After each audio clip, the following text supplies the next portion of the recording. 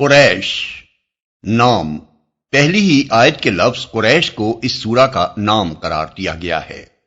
زمانہ نزول اگرچہ ضحاک اور کلبی نے اس کو مدنی کہا ہے، لیکن مفسرین کی عظیم اکثریت اس کے مکی ہونے پر متفق ہے، اور اس کے مکی ہونے کی کھلی شہادت خود اس سورہ کے الفاظ رب ھذا البیت یعنی اس گھر کے رب میں موجود ہے۔ اگر یہ مدینے میں نازل ہوتی تو خانہ کعبہ کے لیے اس گھر کے الفاظ کیسے موضوع ہو سکتے تھے؟ بلکہ اس کے مضمون کا سورہ فیل کے مضمون سے اتنا گہرا تعلق ہے کہ غالباً اس کا نزول اس کے متصلاً بعد ہی ہوا ہوگا۔ دونوں سورتوں کے درمیان اسی مناسبت کی بنا پر سلف میں سے بعض بزرگ اس بات کے بھی قائل ہوئے ہیں کہ یہ دونوں دراصل ایک ہی سورت ہیں۔ اس خیال کو تقویت ان روایات کی بنا پر ملی ہے کہ حضرت ابی بن کعب کے مصحف میں یہ دونوں ایک ساتھ لکھی ہوئی تھی اور درمیان میں بسم اللہ مرقوم نہ تھی۔ نیز یہ کہ حضرت عمر رضی اللہ عنہ نے ایک مرتبہ کسی فصل کے بغیر ان دونوں کو ملا کر نماز میں پڑھا تھا، لیکن یہ رائے اس وجہ سے قابل قبول نہیں ہے کہ صحابہ کرام کی عظیم تعداد کے تعاون سے سیدنا عثمان رضی اللہ عنہ نے قرآن مجید کے جو نسخے سرکاری طور پر لکھوا کر بلاد اسلام کے مراکز میں بھجوائے تھے، ان میں دونوں کے درمیان بسم اللہ درج تھی، اور اسی وقت سے آج تک تمام دنیا کے مصاحف میں یہ الگ الگ سورتوں کی حیثیت ہی سے لکھی جاتی رہی ہیں۔ مزید برآں دونوں سورتوں کا انداز بیان ایک دوسرے سے اس قدر مختلف ہے کہ یہ علانیہ دو الگ صورتیں نظر آتی ہیں۔ تاریخی پس منظر اس سورہ کو ٹھیک ٹھیک سمجھنے کے لیے ضروری ہے کہ اس تاریخی پس منظر کو نگاہ میں رکھا جائے جس سے اس کے مضمون اور سورہ فیل کے مضمون کا گہرا تعلق ہے۔ قریش کا قبیلہ نبی صلی اللہ علیہ وسلم کے جد اعلیٰ قصی بن کلاب کے زمانے تک حجاز میں منتشر تھا۔ سب سے پہلے قصی نے اس کو مکے میں جمع کیا اور بیت اللہ کی تولیت اس قبیلے کے ہاتھ میں آ گئی۔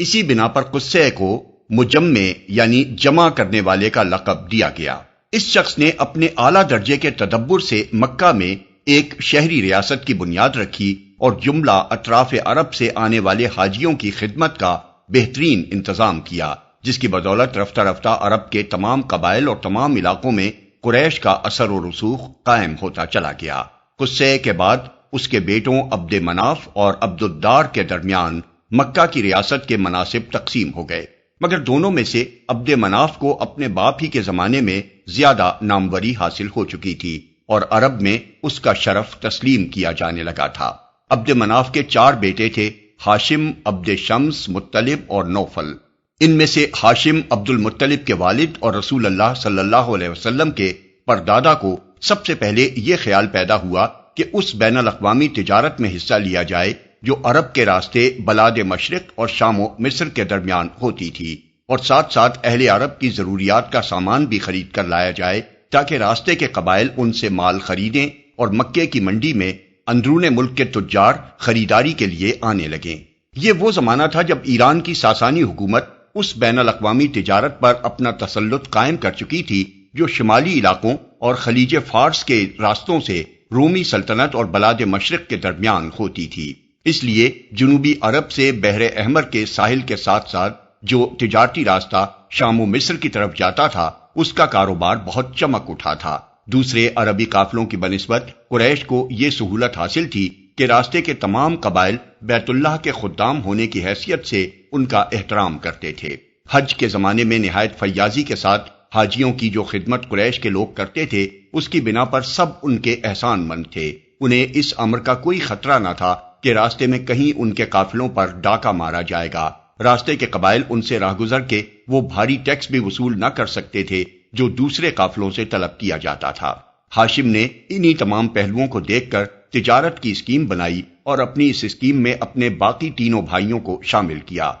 شام کے غسانی بادشاہ سے ہاشم نے، حبش کے بادشاہ سے عبد شمس نے، یمنی امراء سے مطلب نے اور عراق و فارس کی حکومتوں سے نوفل نے تجارتی مراعات حاصل کی۔ اس طرح ان لوگوں کی تجارت بڑی تیزی سے ترقی کرتی چلی گئی۔ اسی بنا پر یہ چاروں بھائی متجرین یعنی تجارت پیشہ کے نام سے مشہور ہو گئے، اور جو روابط انہوں نے گرد و پیش کے قبائل اور ریاستوں سے قائم کیے تھے ان کی بنا پر ان کو اصحاب الایلاف بھی کہا جاتا تھا، جس کے لفظی معنی الفت پیدا کرنے والوں کے ہیں۔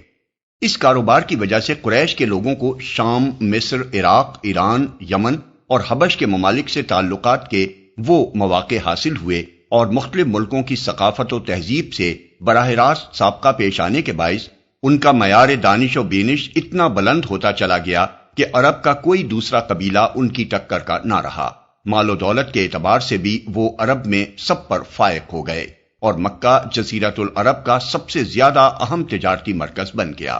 ان بین الاقوامی تعلقات کا ایک بڑا فائدہ یہ بھی ہوا کہ عراق سے یہ لوگ وہ رسم الخط لے کر آئے جو بعد میں قرآن مجید لکھنے کے لیے استعمال ہوا۔ عرب کے کسی دوسرے قبیلے میں اتنے پڑھے لکھے لوگ نہ تھے جتنے قریش میں تھے۔ انہی وجوہ سے نبی صلی اللہ علیہ وسلم نے فرمایا تھا کہ قریش قادۃ الناس، قریش لوگوں کے لیڈر ہیں۔ مسند احمد، مرویات عمرو بن العاص۔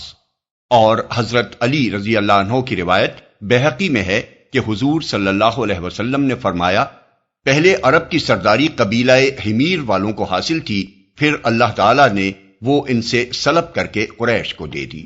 قریش اسی طرح ترقی پر ترقی کرتے چلے جا رہے تھے کہ مکہ پر ابرہہ کی چڑھائی کا واقعہ پیش آ گیا۔ اگر اس وقت ابرہہ اس شہر مقدس کو فتح کرنے اور کعبے کو ڈھا دینے میں کامیاب ہو جاتا تو عرب میں قریش ہی کی نہیں، خود کعبے کی دھاک بھی ختم ہو جاتی۔ زمانہ جاہلیت کے عرب کا یہ عقیدہ متزلزل ہو جاتا کہ یہ گھر واقعی بیت اللہ ہے۔ قریش کو اس گھر کے خادم ہونے کی حیثیت سے جو احترام پورے ملک میں حاصل تھا وہ یکلخت ختم ہو جاتا۔